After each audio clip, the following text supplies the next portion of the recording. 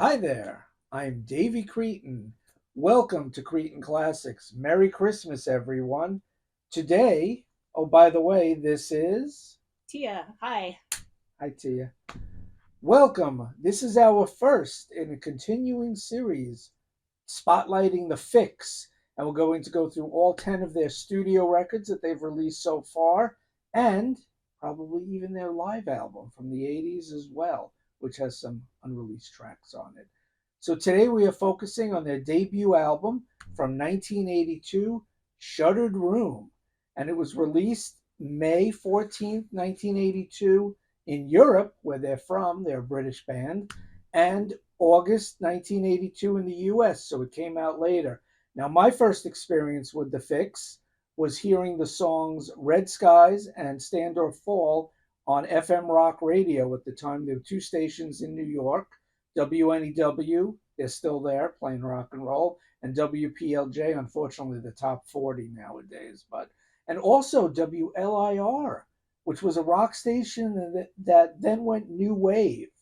They were WDRE, WLIR. They switched their name a few times. They played a lot of quote unquote new music, which meant new wave music. So they were right on the Fixx, and so were the rock stations. That was my first exposure. I didn't get MTV till I think 1986. It was after Live Aid, which was 1985. So I came in sort of right at the beginning with this band, and I bought the vinyl to Shuttered Room in either late 82 or early 83. I don't remember when. Tia, what's your first experience with the band?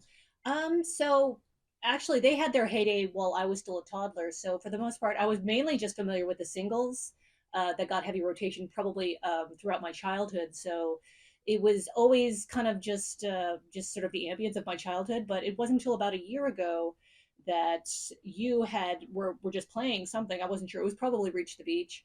And it intrigued me enough. It's like, well, this is interesting. Like I would listen to a lot more of this, and it wasn't until like recently when we went to a trip to the Poconos that he just got into it, where he was just playing a lot of it all the time. And I was just so spellbound and fascinated. It's like I have to listen to everything by this band. So as a I would consider myself a very new fan. Like I've only gotten through most of the '80s stuff, but yeah, I'm pretty excited about this. And it was Tia's idea to do this because I was preparing to rank the albums on my own. And she said, well, why don't we just do an episode and focus on the first album, second album, etc. So it was Tia's idea. So thank you for the idea. Well, I found it really interesting if you go through just the chronological just development of the band. I found that really interesting, so I wanted to do it in that way. And we are also going to touch in this episode on their early singles under a different band name, but more on that later. So the band released a debut album produced by Rupert Hine, who's a known producer, produced Rush, a bunch of other bands. The album was recorded in 1981 and 1982, came out on MCA Records in the States, which back in the day when I worked at the record stores, we used to call the Musical Cemetery of America. But for the first few albums, MCA did all right by the Fixx. It's a little after that, and we'll get to that later, how they didn't maybe promote the band properly, put enough time and money and effort into making them a bigger band that they should have been. Another thing about the Fixx is they are still around. They have never broken up. They've been together since the late 70s, early 80s, and they're still an ongoing concern. They still tour America all the time. And that right now, currently in December of 2024, they are on a European tour, a British tour. And they don't even play there that often because they turned out to be bigger in America than they were in their home country of England. Go figure, it doesn't happen all that often.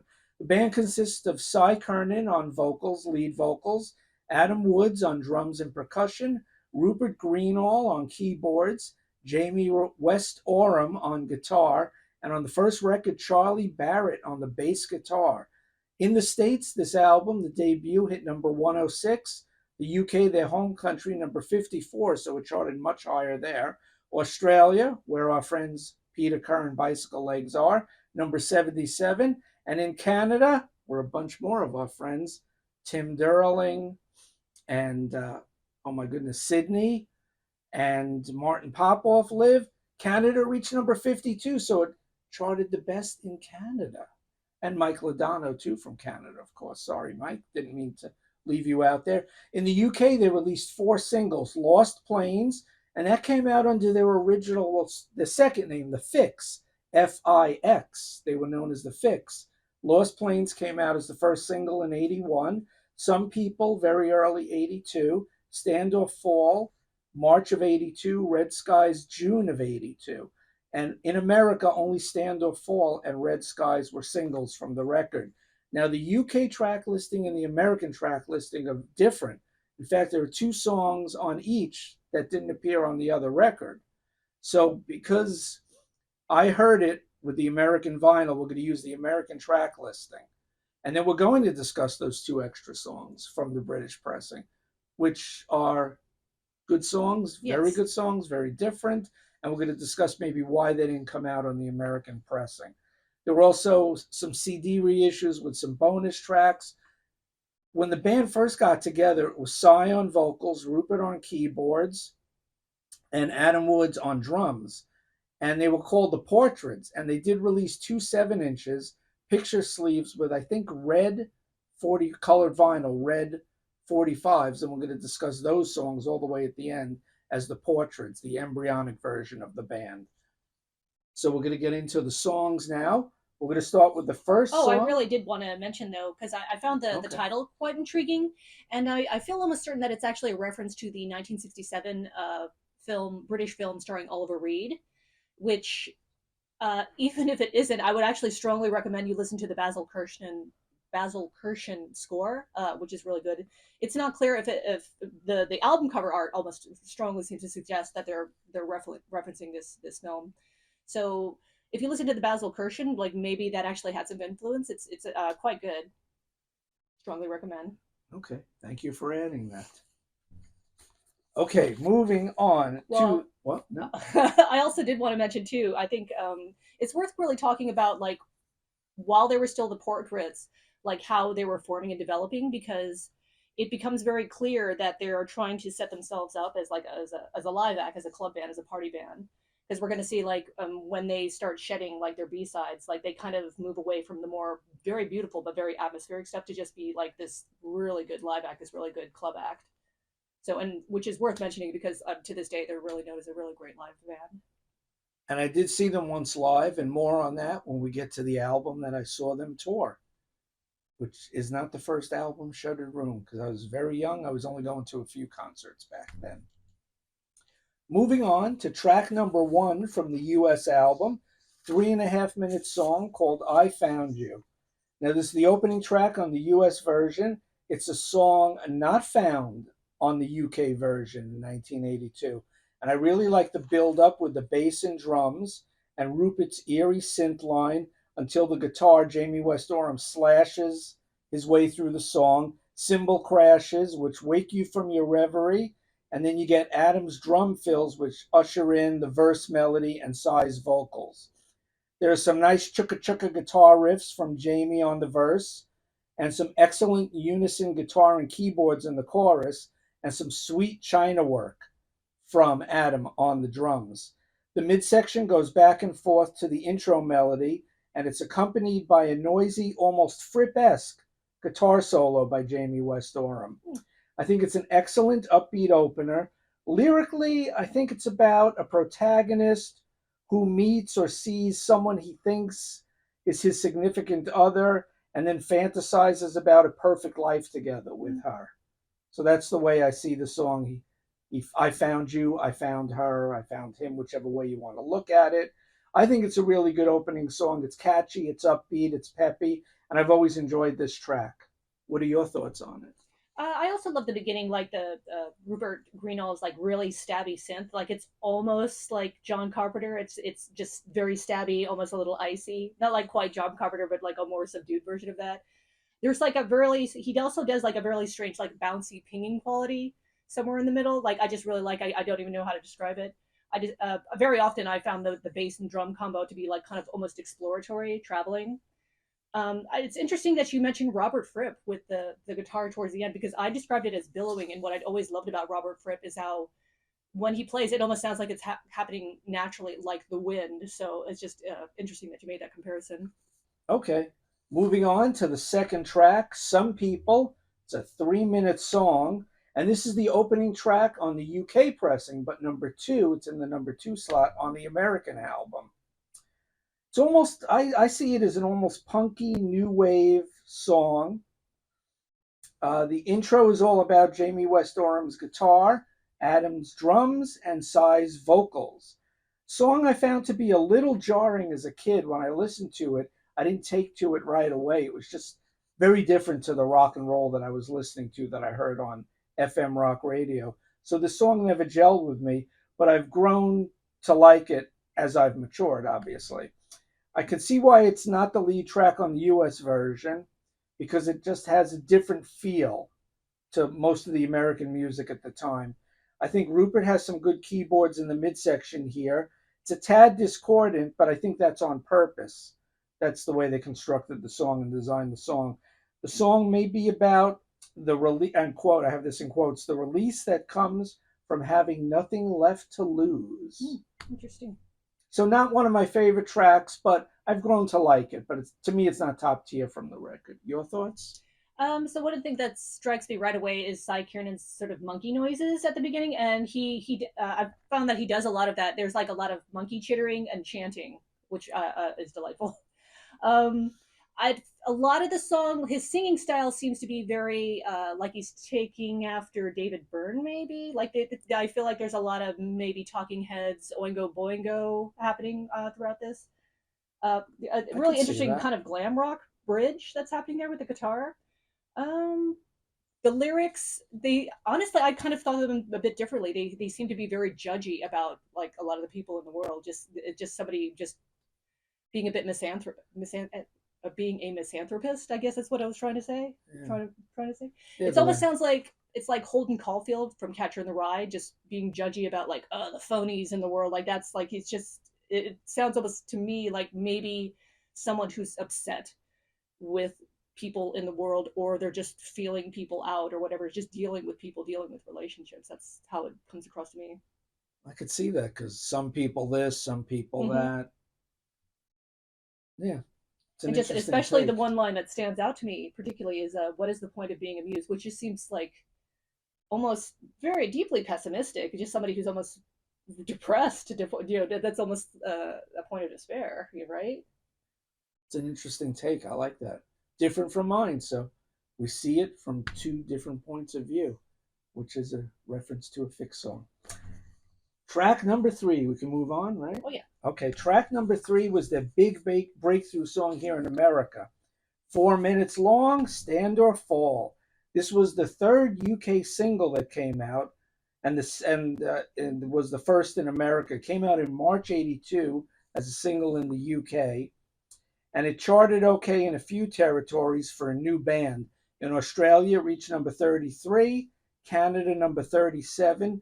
The US had only hit the Billboard charts at number 76, but it did make number 7 on the Billboard rock charts. And in the UK, it hit number 54. MTV in the beginning, because they were looking for content. They were bereft of content. So a band putting out a video in 82 or 83 got on MTV. So MTV really took a shine to the band. New wave, new music stations, and also the AOR, album-oriented rock radio stations, drove the sales of the single, and MTV probably did even more to raise the band's profile. The video for the song was actually banned in Europe because the powers that be apparently thought that the horse in the video was dying, which was not true, but if you watch the video, it's clearly just a horse taking a tumble and just rolling around the ground, much like a dog or cat. Like you take your dog out and the dog will roll in the grass. But I think it's a combination of slow motion with the music that almost makes it look like the horse has been injured and has fallen in battle or something like that. But if you really take a close look at it, it's like, oh no, it's just a horse playing around. People got a little silly. That's how things were back 40 plus years ago. Now, the producer, Rupert Hine, said that the 2-chord guitar intro was done purposely and used in the beginning and throughout the song as a hook. And Charlie Barrett's bubbling bass is nice and prominent throughout the song. So is Jamie's chukka chukka guitar part, which I like.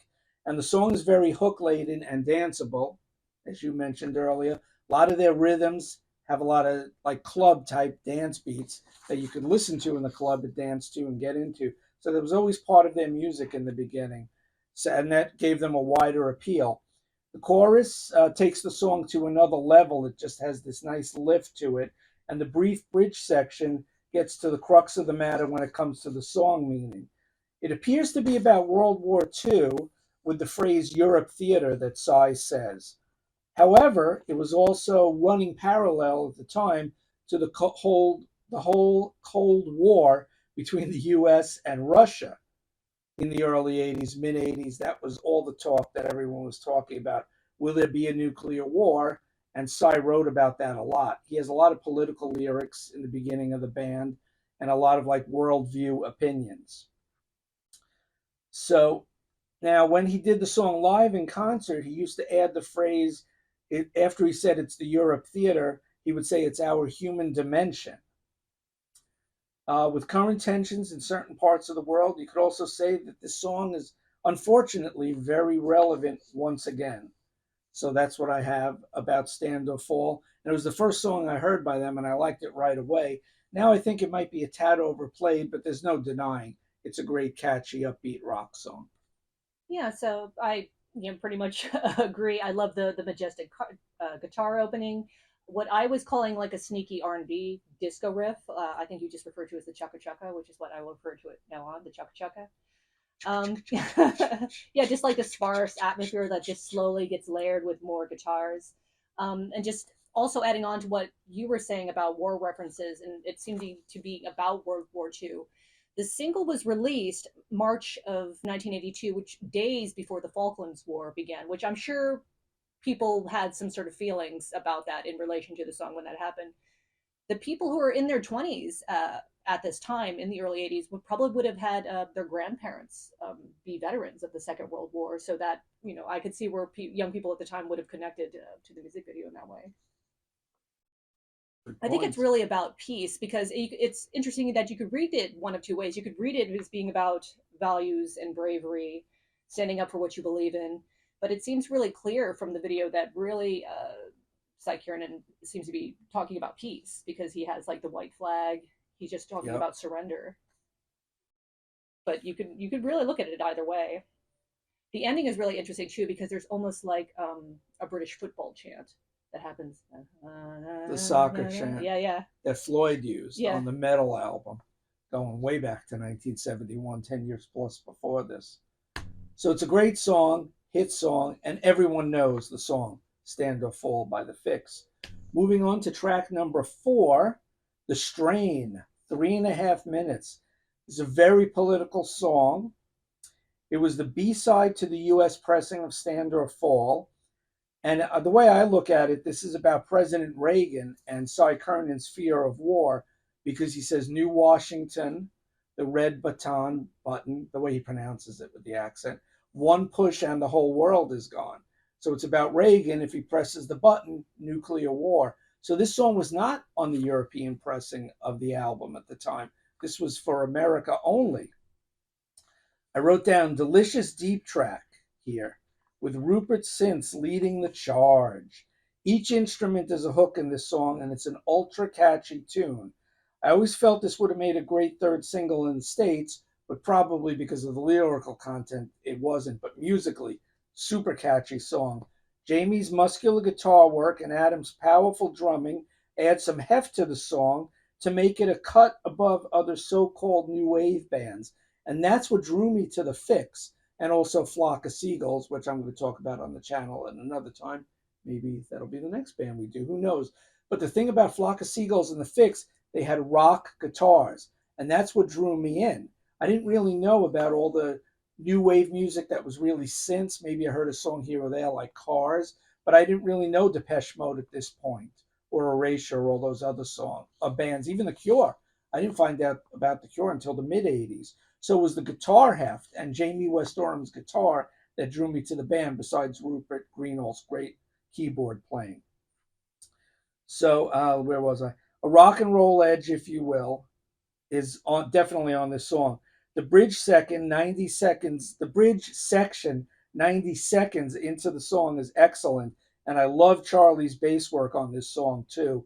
No false notes on this song, and it's definitely one of my favorite tracks from the album. Love the strain, and I'm glad it exists.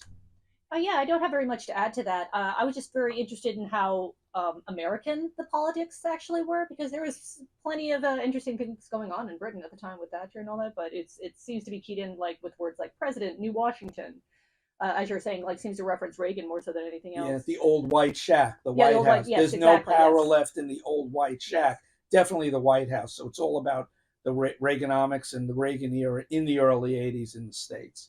Viewed through the eyes of a British man, obviously, because the band were from England. But yeah, I appreciate how like just jaunty, how like galloping the percussion was. There was like a little there's a keyboard sound which it almost sounds like a train whistle or something like like that happens somewhere in the middle. Like it's quite soft. Like I couldn't decide if I want to describe it more as a train whistle sound or almost like a glittery organ sound See, that I like. see, and I'm thinking of the synth where it goes, the climbing synth noise that leads into the bridge. That's what I'm thinking of. I'm not sure which part you're referring to. It's like a lot of a series of very quick notes or like almost like a horn. It's like an organ. I guess it's a very quick organ sound. Rupert Greenall is a Oh really good yeah, keyboard yeah. player because he adds so much texture and sound to the Mm-hmm. songs. It's not like he's doing any lead progressive rock work, but he just does enough to the song and to give you ear candy and melody to hook you into the song. Like, hey, that's a cool part. I like that. It's very catchy. Well, I actually have a question about that because I think we're going to go into a song that I think actually does sound rather proggy. So I'm going to get your take on that. Okay. And the next song is their other huge song from the record, track number 5, little over 4 minutes, Red Skies. A lot of people call it Red Skies at Night. In the US, this almost made the top 100, bubbling under it, 101, hit number 13 on the Billboard Rock Tracks chart. In the UK, number 57, and in the Netherlands, number 44 was the highest chart placement. This was the fourth UK single that came out from June 82. In America, it came out January 83. So that's why I'm not sure. I can't remember exactly when I got the record. Was it late 82 after I heard Stand or Fall? Or was it early 83 after they released Red Skies and I started hearing that on the radio? It's a nice intro for 20 seconds. There's a bit of a build, and then the song kicks in. Another killer bass line from Charlie on here. Atmospheric keys from Rupert, which is a perfect way to describe his keyboards. They're very atmospheric. Chiming guitars from Jamie. I like those chiming guitars that he plays. I have to switch pages, pardon me. Great bridge section from a minute 50 to 2:30, which leads to a cool guitar keyboard solo section at 2:53, with Jamie slashing away at his guitar. Adam has some fine cymbal work at 3.5 minutes that leads into the final section of the song, and Cy is singing passionately throughout about the dangers of nuclear war and annihilation. So obviously, Red Skies at Night, nuclear fallout, end of the world. That's what the song is all about. And of course, another big video on MTV, which I didn't have at the time, but I did see these videos either on a channel we had here in New York called U68 or Friday Night Videos, show like that. So I did see these videos, but not every few hours or every hour that MTV probably played it back in the day. Yeah, I don't really have much more to add. I mean, yeah, very enchanting melody. I love the guitars. I think this is probably Jamie West Orm's like best guitar work on this album. Maybe you think so? No? The beautiful icy keyboards. I keep writing more crisp drums. That's how I kept describing Adam Woods. Like I guess crisp. That's the word I just kept using. I think it's also really interesting that this track, along with Stand or Fall, they have almost a chanty, hypnotic hook, which is something that I find much later on in further albums is kind of how they structure a lot of their songs, much like Saved by Zero and things like that, where the verses will often seem more interesting and complex, and then for the chorus, it just sort of falls out into a chant. And this, along with Stand or Fall, is like one that works in that way. We're just Red skies at night, red skies at night, whoa, whoa. but It's they like a can call do and response to themselves, and it's just very catchy. but they can do very gripping hooks too, like really intriguing gripping hooks. But this just happens to be like one of the more chanty type that Cy Curran occasionally will do. But it's an earworm, it's ear Oh candy, and yeah, everyone remembers it. And this is one of their biggest songs. At every Fixx concert, you will hear Stand or Fall Every Fixx concert, you will hear Red Skies. There are no shows where they're going to skip those songs because then the audience would be in an uproar. Moving on to side two of the American vinyl, we have a song that was actually released as their first single, obviously before this record ever came out, in 1981 as The Fixx, Fix. And from what I remember reading and hearing, the record label made them change the band name because The Fixx sounded too much like a drug reference. So they added on the extra X, and the record label was happy. Maybe it was their idea. But this song initially came out on a 45 picture sleeve in England that says The Fixx, Fix, Lost Planes, and a lot of clouds on the cover. Obviously, the lost plane hiding in the clouds. But here it's on the American album, and the single initially went nowhere. It didn't chart anywhere in the world, the British single. I wrote down it's a great rocking and rollicking tune with what sounds like some off kilter rhythms in the verses that lead up to the explosive chorus. And Rupert has some odd keyboard sounds here, and also the way Adam might be hitting his drums, and he does these weird, like, I don't even know how to describe it, like splashy sound effect drums. So it makes the drums and the keyboard make it sound off kilter on the verses, but then the chorus just explodes and takes it to another level. And I wrote down Adam plays some slamming drums throughout the song, and his off kilter feel on the verses just adds to that sense of maybe danger. Like, what is the song about? It could be about regrets, but it's open to interpretation. I'm a lost plane. I don't know where I'm going. I don't know where I've been. What does my future hold? I like this song. It's a really good song. Lost Planes is a good deep track. Your thoughts on Yeah, it? I agree because this is really like the beginning of the band as they're developing themselves. Yeah, political angsty, I think it's really interesting when you were talking about the Fixx and the X versus double X, because I'm not sure if it's relevant or not at all. We were talking about this earlier, but some people, especially younger people, may think that's a little silly. It's like one X is fine, but two X is, I guess that's okay. But it was around this time that you had things like straight edge punk happening. So with the double X, it's like, oh, okay, that removes the drug references, so it doesn't seem quite as peculiar when you think of it that way, because Minor Threat would have been like out and doing things at this time. So that's And you mentioned the whole straight edge lifestyle, right, right. which Minor Threat was all about. Ian MacKaye, who went on to form Fugazi later on, but now we're getting off on a tangent Oh, but here. just to explain, like Yeah. why X drug reference double X, fine. So that's maybe why that was okay back then. Yeah, I don't think I have very much more to say to it, other than the fact that yeah, it does seem like a blast to dance to. So, and I have to say because I am a new fan, um, I've never seen them live. I hope to someday. But if you have seen them live, make sure you tell us where and when you saw the Fixx in the comments, so I can live through you vicariously. And I saw them on the Ink Tour in 1991-92. My friend from the record label got me in to see the show. And I will mention my favorite part of that show coming up towards the end of this record. So moving on to track number 7, it seems like the A side, the first side, side one of the vinyl LP in America had the two big hits, and track side 2 is full of all the deep tracks that I really love. And here's one coming up, a definite political song, Cameras in Paris, just about 4 minutes long, track number 7. I wrote down it's skittery and jittery. It's a song all about espionage and paranoia, which was definitely in effect in the early 80s. Another great deep album cut I wrote. It could almost be used in a Bond film or maybe a UK spy thriller teleseries, I put. Psy is quite the wordsmith, and it shows on this song. How many rock songs have the word détente in them and talk about détente? Not very many. Unusual word to use in a rock song, détente. Once again, the whole band shines here, from Rupert's chiming keyboards to Charlie's nimble bass work and Jamie's angular guitar motifs. Nice backing vocals, too, on this song. The song shifts from moody, mellow verses to an upbeat, angry type chorus to convey its true dark meanings. And that's what I have down for Cameras in Paris. And there's even a cool video that someone made Oh, that's on YouTube that you should check out that almost looks like a spy thriller in Paris. You see the Eiffel Tower, you see people clicking pictures of each other. It's very cool. So check that out. It's on YouTube. Just type in the Fixx cameras in Paris and you will see it.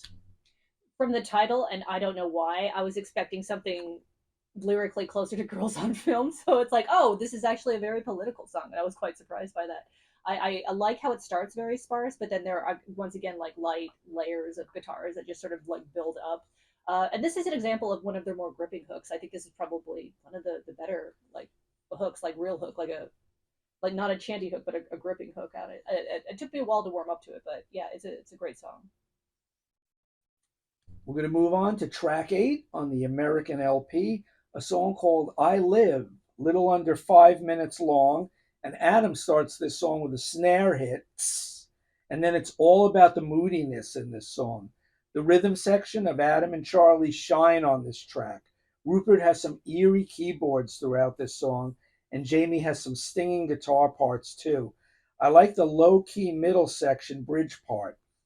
Uh, Nice high harmony vocal where he sings with himself, where he's singing like an octave or two higher. And I really like that part. When I was younger, I would always sing the high harmony, and now I sing the lower harmony. Can't hit those high notes anymore. Rupert Greenall has a nice whistling keyboard line towards the end of the song, and I just like the way the song ends. I live, and it sort of fades out. So I think it's a positive, upbeat song about wanting to overcome adversity and wanting to live and to go on, even though you may have experienced some troubles in your life. I really like this song. I Live, another one of my favorites from the record. I couldn't quite make out whether it was optimistic or not because it's like I couldn't tell really whether it was somebody who's trying. I'm sure it's a bit of that too, like somebody who's trying, like I'm trying to do this, but it's hard for them. There's a lines like I live, I breathe almost every day, which makes me crack up when I hear that together. But yeah, I love the airiness, the atmosphere, like the eerie minor key stuff, the dreamy optimism. It's like, is it optimistic? Is it nihilistic? It's not clear. Maybe a bit of both. Just like I'm trying, but it's hard. Um, there are fans that consider this their favorite Fixx song. There are fans out there that really really love this song. There is a vocal part that reminds me a little bit of Animal Collective's Tongue Songs, which may just be a bit of a coincidence, but I guess for anybody, if they happen to be an Animal Collective fan, like maybe they know what it is that I'm talking about, or I'm just crazy. I don't know. But yeah, good song. Moving on to track number 9, the shortest song on the record here, I think, 2 minutes 46 seconds, or the next, yeah, the shortest song. I wrote down "Shuttered Room," the title track, is another jittery, skittery song reminiscent of their time as the Portraits, which we're going to get to in a short time. Almost a hint of punk, and this one is all about Jamie's guitar and Rupert's keyboards. It's an angsty tune that's claustrophobic. A lot of this album has that claustrophobic feel because the whole Cold War scenario. Shuttered Room. Yep. And it strikes me as another number about paranoia. Jamie's guitar style isn't too flashy, but it's unique sounding. Nobody sounds like him. I wrote down it almost sounds like a dash of King Crimson's Robert Fripp crossed with U2's The Edge, especially on his rhythm parts, because U2's first album came out in 1980, and then this came out in 1982. So I think U2 were an influence on a lot of bands at the time. So Jamie took a bit of The Edge, a bit of Fripp, and created his own style. He plays for the song and he adds a ton of textures without showing off and being too flashy. Like in the next song, with what sounds to me like a choked note, a lot of his guitar playing sort of starts and then stops. And you're wondering, well, why isn't it more fluent? But that's just his style and the way he phrases things. So this is another song that when I was a kid, I couldn't really get into, and I grew to love as I grew up. So Shuttered Room, title track number 9 on the record. Your thoughts? I made a note, which I wasn't quite sure what I meant, like very British. It reminded me a lot of early Simple Minds, the Real to Real Cacophony, when they were more of an underground band, which I imagine they'd be traveling, the Fixx and Simple Minds would be traveling in the same circles. Yes. I've seen an interview with Cy Kernan where he's been asked. He talked about like what was going on with New Wave and how exciting it was to be in London, like with the all these Blitzkins bands going around. Like, did he know Spandau Ballet? Were they friends at all? And he had described like people were just sort of orbiting around each other. Like a lot of bands, they weren't necessarily friendly with each other. Because just everybody was doing everything. Everybody was They're working really rivals. hard. Well, yeah, just I think everybody was just working at that time. But it is really interesting to hear how people may have been influencing one another at that time. Yeah, just giddy percussion, ominous bass and keys.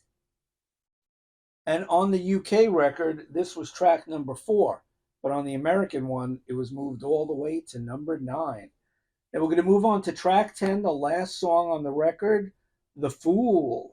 Little over 5 minutes long. An eerie fade up leads to another song about paranoia, in my eyes anyway. This is a fan favorite song. And this was the highlight of the show I saw when I saw them on the Ink tour. And I think they ended the set proper, if memory serves. Saw them in Manhattan. I should really look up the set list. But they definitely played The Fool, and to me, it was the highlight of the show. I put a creepy, claustrophobic feel to this tune, make it the perfect album closer. It's a slow build until the song kicks in, and almost at the midway mark, it finally kicks in. Once it builds, it then explodes, and then it settles back into its mid-tempo groove as Jamie has some intense lead guitar work over the musical fray, I wrote down. Rupert has some strange synth sounds and sound effects as Cy tones the phrase, here stands the fool. And there's a bit of a break between here stands the fool. Over and over until the song ends. Once again, Charlie's bass line stands out throughout the song.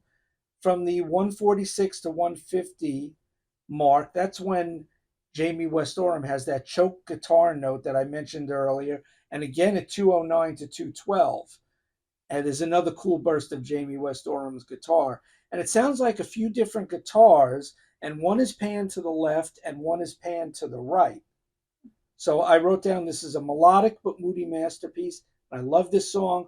Probably my favorite song from the record, but that's arguable. It changes from day to day. But The Fool, I love it. Now, I think you like The Fool because it is the most proggy song. I think the keyboards actually are quite proggy. Like after I listened to it, I realized like, oh, that's why he loves this one. You may be right. I think you are right. So This smart. Some of the synths remind me a bit of Kraftwerk's The Model. I really love the train-like rhythm, bass, and keys, and even some of the guitar, like maybe a bit like Bowie, specifically Heroes, like the Berlin trilogy stuff. Yeah, that noisy type guitar. It's interesting when you talk about Jamie West Oram's guitar playing, the start-stop stuff, because it's making me wonder maybe he's actually heavily influenced by Robert Fripp. The more I think about it now, yeah, good stuff. Okay, now we're going to move on to some of the tracks that were on the UK pressing of the album, but were either B-sides or later released as bonus tracks on CDs here. I'm going to start out with a song called Sinking Island. And the UK LP length of the song was 3:16, and the version that was released in America was the special extended dance mix at 4 minutes and 33 seconds. So it's like a minute 20 seconds longer. And this was originally track 8 on the UK album pressing, and it was swapped out for I Live on the US pressing. And perhaps the horns made it stand out and sound different because the first time I heard this, I was like, oh, he's playing keyboard sounding horns. But no, these are definitely real horns that they're using. And I think MCA, the record label, which we call the Musical Cemetery of America, I think they were scared off by some of the lyrics in the song, especially the opening line where Cy says, Lions kneel, Christians war. And I think MCA said, yeah, we don't want any part of that. We're not going to release that in the States in 1982 because middle America, a little puritanical, the Bible Belt in the South. So they didn't release that song in the States. Also, the lyric in the extended version, all good Catholics take the bills. Another line that would have caused some controversy at the time. And this song, while it's a good song, to me it's not top tier. The band play well, it's catchy, but the horns just seem a little alien to me in the world of the Fixx because there are no other Fixx songs on the first album with horns. Some of the keyboards might echo a horn sound, but it's definitely not horns. It's Rupert Greenall on the Okay, synths. I've wondered that because I hear sounds. It's like, do they have brass in here? But yeah, Just on this okay. song, it's definitely you hear it. There's a little bit of sax, and there's trombones, trumpets. It's definitely real horns. And lyrically, this song appears to me about how, pardon me, we should all work together no matter what our differences because the world is a sinking island. That's the way I see the song. That if we don't stick together and stand, we're going to fall or we're going to sink.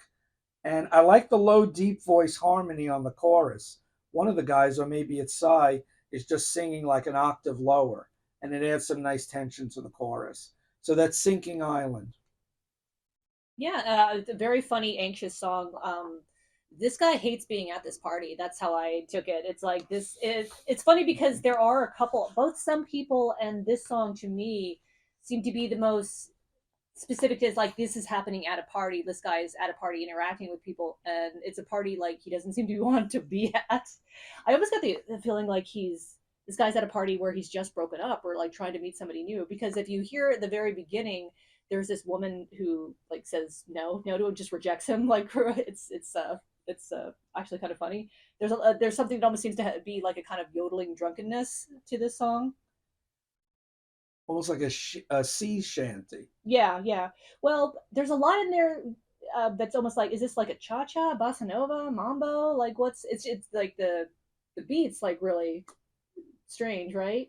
It's almost like your their parents. It's like it's almost intended to be. It's like it's a young person at their parents' party or something like that, doing watching older middle aged people do the Congo or something. It's peculiar. It's an unusual song. It doesn't really fit in to the whole album, so that's why it was probably left off the American album. But a lot of people really like the song, and I think you like it more than I do. Yeah, the meaning of life bit made me chuckle. Now we're going to move on to another song that I didn't hear until recently, a song called Time in a Glass. 3.5 minute song. It's track 9 on the UK pressing, dropped in the US for the far more US centric The Strain, which is a song I love, as I mentioned earlier. Personally, I like the song better than Sinking Island. I think it has a really strong Cy Kernan lead vocal. It's melodic, it has an excellent heavy bridge with great guitar work from Jamie, and the lyrics could refer to maybe an alcoholic because at one point he says total lack of conversation could drive a man to drink, and it's definitely a good lost track in the Fixx's catalog. So I recommend that you seek out Time in a Glass. Really good track. Yeah, I thought it almost had like a Peter Murphy quality at some point with Psy's vocals. Yeah, moody guitar that reminded me a bit of Duran Duran's "Lonely in Your Nightmare." Punchy, almost military-like drums. But yeah, brilliant, wonderful. It's interesting because I like this track probably better than some of the other tracks like on the album proper, and it made me really think about like why some of these B-sides were set aside, and I really think it is because they wanted to focus on being that dancey club band and getting people out to see them live, It's see a their valid shows. Yeah. point, but it's a good song. We both recommend Mm-hmm. that you seek out Time in a Glass. Now we're going to go back to 1981. The B side of the Lost Plains single, song called I've Been Here Before, 3 minutes and 44 seconds from 81. This was only issued as the UK under the band name The Fixx with 1X at the time, before MCA made them change their name. I love Charlie's bass line here. Rupert's keyboards, Jamie's guitars, Adam's steady beat on the drums. Production may be a little muddy on this song, but they were on a low budget. It was 1981. They weren't on a major label yet. And the strange thing is that probably the reason this was a B side, the vocals don't come in till a minute and 20 seconds in, and it's very sparse vocally. And there's also some nice China work from Adam on the cymbals. He does some nice drum work here. But to me, this song is really all about Charlie Barrett's bass. So it's a good song. I recommend seeking out. I've been here before. What are your thoughts on it, Tia? I also did love the bass, groovy, heavy bass. I wrote, but I think a little more. I love the synths. Rupert Greenall coming in with the synth. Oh, I did want to mention too, because I actually looked it up because I was very curious about Greenall's synths. Throughout this album, apparently he used a PPG Wave and a Prophet 5 for anybody who's interested in that sort of thing. I did want to say for Jamie West Orham's guitar, apparently a lot of people believe that he used a Stratocaster for Standard Fall, or and Red Skies, but apparently it is actually a Schecter. That's what it's called, Schecter. Uh, Schecter Partscaster with an EMG pickup. So that's from Guitar Source if you're interested. Wow, I'm impressed. Ooh. And he also used a P90 equipped Les Paul Jr. For people, I guess, since I'm looking up the synths, I may as well figure out what guitars that were actually Gibson used on Les here. Paul. But West Orham, he did own a Stratocaster, but he didn't use them in the Pardon singles. me. It was mostly this Schecter guitar, Schecter Partscaster, whatever. I've never heard of that guitar personally. Ooh, but where were we? Oh, I've been here before. What I Yeah. particularly like with Greenall's keyboards, it reminded me a lot of Giorgio Moroder. Moroder. The German producer. He did a lot of work with Donna Summer, Giorgio Moroder. At least I say Moroder. Moroder. You say Moroder, I say Moroder. Moroder. Let's call the whole thing off. Hey, Merry Christmas, everyone. Merry Christmas. By the way, and Happy New Year, and Happy Holidays to everyone out there. But yeah, another one that I think I liked more than some of the other songs on the album proper. But again, because it is so sparse, because it's not like dancey as the other tracks, that's probably why it got left off. But worth seeking out. Definitely. Moving on to another track, 4 minutes 13 seconds long. Is It by Instinct? Originally released as the B-side to the UK pressing of Red Skies in June of '82. Another song started off by Adam's drums. The production may be a tad dated on this song, but it's definitely worth hearing, I wrote down. Each instrument stands out and pops at different points during the track. Like all of a sudden I said, oh, look, what's popping out in the mix is Charlie Barrett's bass work. And then another instrument pops up at the mix, out of the mix to hit you. Interesting harmony vocals with Cy here in a low, deep tone. And I know we disagree on this. So let me just finish up. Rupert's synths, Chuck's bass, I put Charlie's bass, and Jamie's guitar make this song worth seeking out. And now I'll let you talk about what you think about this song. I am warming up to it, but yeah, like that flat vocal just really threw me for a loop. It is why it's it just well. I do kind of like how it does seem to lean a little into Bauhaus at times, but again, I don't know if Cy Curran was maybe referencing Peter Murphy a bit, and that's what I'm picking up. And that does sound great. I am warming up to it. It just sounds like they're clearly not fully formed as the Fixx doing this. Because this was an early song. Yeah. It might even go back to their days as the Portraits, which we're going to get to in a moment. So those are all like the B-sides and unreleased songs. Now I'm going to focus on a couple of live songs, 3 live songs that I found on the internet from this era that they were performing in concert, but are not on any of their records, any of their studio albums, I should say. So the first song is called Acrobat, almost 4.5 minutes long. And this song is from 1981 from their days as the Fixx with only 1X. Drum, bass, guitar groove starts off the song with Rupert's weaving in and out keyboards. And because the song is called Acrobat, it's about an acrobat. So Rupert Greenawald's keyboards are very circus-like, and it sounds like a calliope type of keyboard sound that he used specifically for this song because it's about a circus acrobat. Nice harmony vocals here and background vocals. And I like the fact that when they're playing it live, this was way before pre-recorded vocals were in. So you hear that the other guys are singing the backing vocals, and it's not perfect, but it makes it human sounding and it makes it real. And I love it. I like that part. And the beauty is in the imperfection. It's not done in the studio. It's not tweaked. There's none of that processing. What's that word I'm looking for? Auto-tune. Auto-tune, thank you. There's none of that. This is way too early. So it's nice that it's natural and it's a real living, breathing rock band. So the Acrobat Live, it's on YouTube. Search it out. You want to add anything about the Acrobat? I haven't researched some of the extra songs. I did want to say that this particular live version that you talk about seems to be from 101, which was their label prior to MCA. Appears to be, anyways. I haven't thoroughly researched that, but that's what it appears to be. Next up, a song called Eye for Design. An Eye for Designing. Eye for Design, almost 4 minutes long.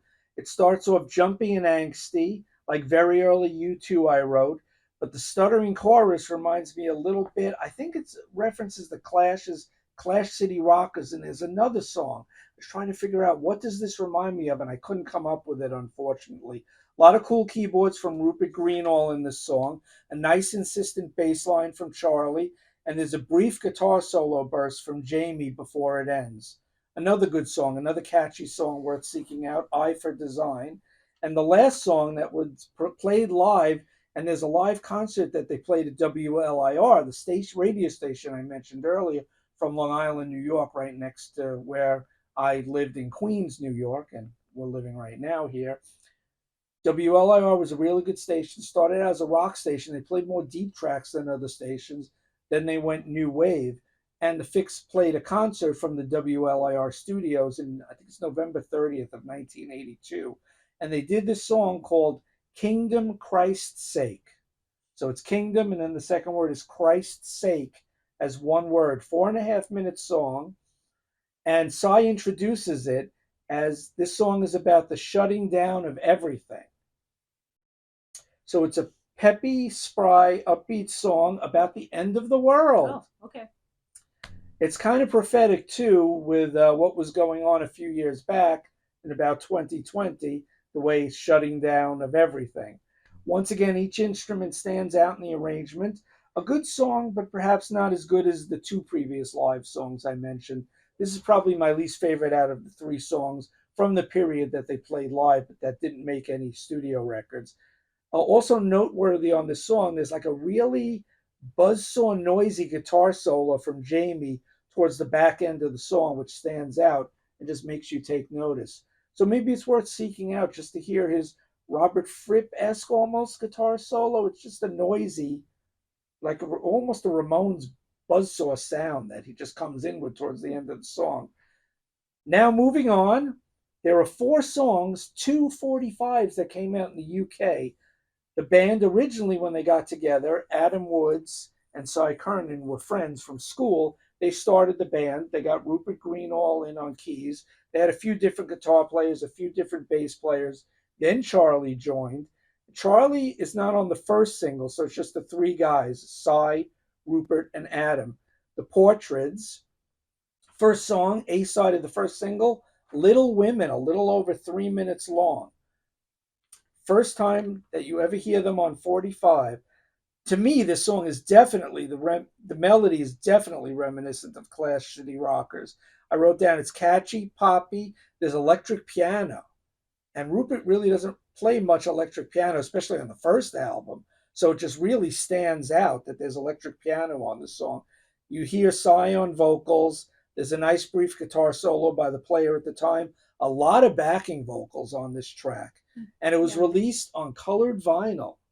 So it was a picture sleeve with an odd cover. And I think Cy Kernan wrote the song because they show the back cover in the YouTube video, and it just the credits say, Little Women, and then in parentheses Cy Kernan. So he wrote this song alone, and it's definitely worth hearing because it's their first entry, but it's definitely the embryonic version of the band, and they weren't really formed at this time.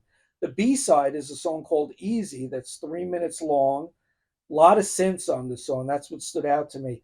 More backing vocals, and it's very post-punk, early new wave type of tune. Nice guitar solo again. If you really want to dig deep into the Fixx, these songs are worth hearing.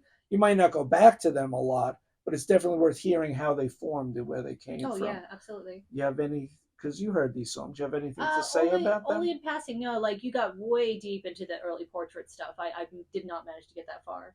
Okay. Moving on to the second single, and Jamie was, I don't think he was in the band for these two songs, but Charlie was definitely on bass. And the second single, released in 1980, was called Hazards in the Home. And it's 3 minutes long. And to me, this sounds like very early Squeeze. The debut Squeeze album, the second Squeeze album, before they really had their big breakthrough with their third album. I wrote down it's definitely a new wave tune. There are some cheesy keyboard sounds, but you get that sometimes in the 80s. But it's very jumpy and catchy. I think the keyboards and the bass stand out here. And once again, a lot of backing vocals, more so than on their debut album. But once again, it's the early beginnings of the band. But right before we started taping, I was going around getting ready, doing my hair, putting my hat on, and I was singing Hazards in the Home because it's very catchy. It's a It is, catchy yeah, song. it is one of the Portraits songs, the one that I like the most, but really different from everything else they would do. Later on, yes. And the B side of Hazards in the Home is a song called Never Let Go. Short song, only 2.5 minutes long, much faster paced than the A side, more repetitive, jumpy, angsty beats with a frenetic guitar solo. And then Rupert joins in at the end of the guitar solo and doubles in on keyboards, which is a very proggy thing to do and something you really wouldn't see as the Fixx went on, especially on Shuttered Room. It's embryonic, but it's still kind of cool and worth seeking out if you want to really get in to the nuts and bolts in the beginning of the band. You have anything to add about No, the no, song? I think we're off to a really good start with Shuttered Room, so I'm excited to move on even further. This was a really great place to start because we begin to see like a band arc that happens. Like with Cy Kiernan's lyrics, he begins like very political, very angsty, paranoid. Just honestly, it just sounds a bit troubled and lost, which maybe fits with like the punk era that's going on at the time. But eventually, we'll see he becomes a lot more, much more spiritual as he gets into Buddhism and just a lot more relaxed, a lot more open minded. So yeah, this is really good. He gets Great very album. he gets very reflective on side two, Yes. especially of Reach the Beach. But we're going to talk about that next time in our second episode in our album study on the Fixx. Stay tuned for our next episode on Reach the Beach, their really big breakthrough album, I would say. But more on that next time. So, what do you think of Shuttered Room? How does it fit in your album ranking of the Fixx? What are your thoughts on it? Favorite songs, least favorite songs? Do you have any thoughts on any of the B sides and deeper tracks we mentioned afterwards? Because I went through 21 songs. That's a lot of songs from the whole time period of the debut album. So, like, subscribe, comment below on your thoughts and what you think of the Fixx. And remember to always rock out, prog on, and pogo. And we'll see you in our next episode. Thanks for watching. Bye bye, Bye. everyone.